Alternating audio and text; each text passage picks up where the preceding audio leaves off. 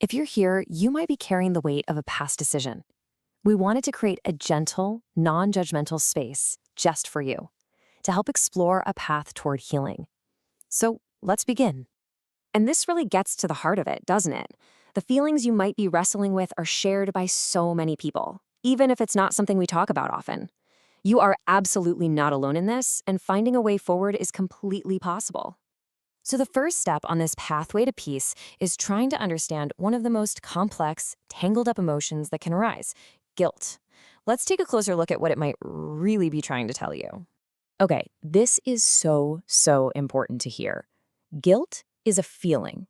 It's not a fact. It's not a final verdict on your decision. It doesn't mean you were wrong. And it certainly doesn't erase all the care and thought you put into your choice. We can actually reframe this feeling. Instead of seeing guilt as proof that you did something wrong, what if it's actually evidence of your best qualities? It might just mean that you're a thoughtful person, that you take big decisions seriously, and that you care deeply. This is a really powerful question to ask yourself. So much of what we feel is, well, it's learned, it's conditioned. So take a moment and just think, where is this feeling coming from? Is it really rooted in your own core values, or is it more of an echo of messages you've picked up from the world around you? And that's the key distinction right here. On one side, you've got all this heavy external stuff, what society expects, what your family might believe, that fear of being judged. But on the other side, well, that's your reality, your personal values, your unique situation, and the inner strength it took to navigate it all. Honoring your reality is what's most important here. And once you can see that difference, you can start to change the story you're telling yourself inside. It's a simple switch in words, but it's a profound shift in perspective. You're moving from a narrative of shame to a narrative of strength, one that's actually true to your experience. All right, so we've explored some of the emotional groundwork. Now let's get into some practical steps. Think of these as actual tools you can use to start building a real sense of peace. Just voicing your story can feel like releasing a pressure valve.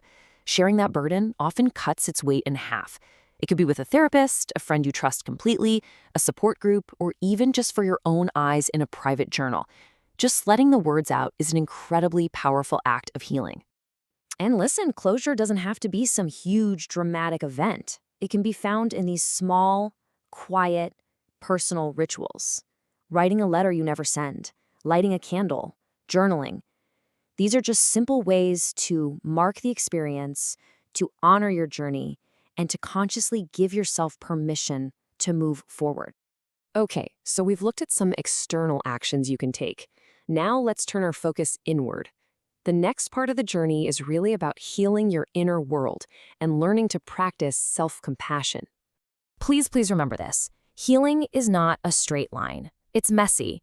You might feel relief one day and a deep sadness the next. You might even feel both at the exact same time. And that's okay.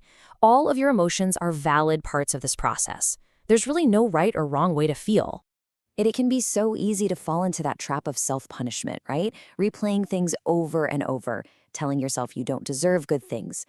But you are not defined by one difficult moment. You are still whole. You are still you. Let's try something. Forgiveness isn't really about forgetting. It's about releasing yourself from the impossible standard of perfection. So just take a deep breath and let's sit with this first one. You can say it silently to yourself. I forgive myself for being human. And now for the next one. Peace isn't something you have to earn or fight for. It is your inherent right. So try repeating this to yourself. I deserve peace. And finally, this one is all about trusting yourself. You made the best decision you could with the information and resources you had at that time. It's time to own that truth. I did what was right for me.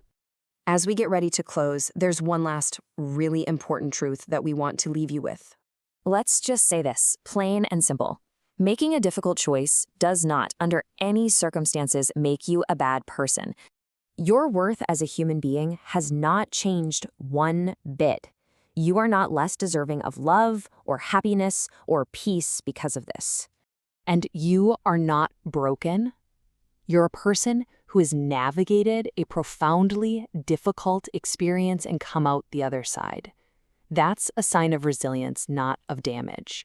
That whole narrative of shame, it's a false one. The reality is that facing a decision this complex, this personal, this emotional, well, that takes an immense amount of courage. That's the real story. Healing really does begin with a single small step. So I'll leave you with this question to think about. It doesn't have to be big. What is one small, gentle thing you can do for yourself, maybe even right now, to honor your journey and start moving toward peace?